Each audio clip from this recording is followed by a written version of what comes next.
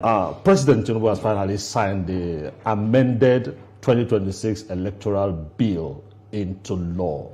That opens a new vista. Yeah.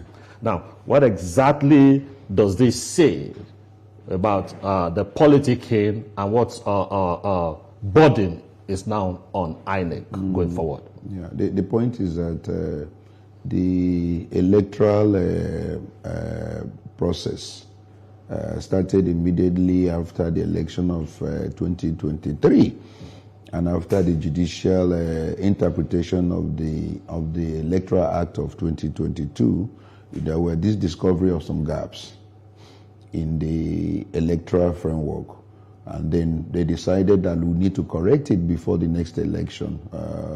One of which was the issue of electronic transmission, the issue of IREV, which the Supreme Court mentioned was not actually in the law of 2022. And that's why the application for invalidation of the electoral process of 2023 on the grounds of the fact that there was no electronic transmission was refused by the court because of the absence of enactment. So they now say we need to correct all that. So many other issues that they needed to correct. So happily, that law has been signed, yesterday, and then the certainty of the framework with which to guide the process now is now known to everyone. And so we are still having some level of controversy, especially with the issue of electronic transmission. Of course, I want to mention it now that electronic transmission is now fully recognized by the law, is now in the law. The issue of IREV is also recognized now by the law. The only problem people are contesting is the issue of the fallback option.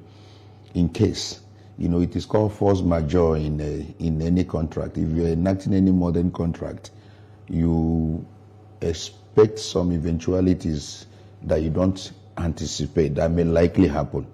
So that is what the Senate, now said, look, yes, we agree with electronic transmission, but should there be a problem, what do we do?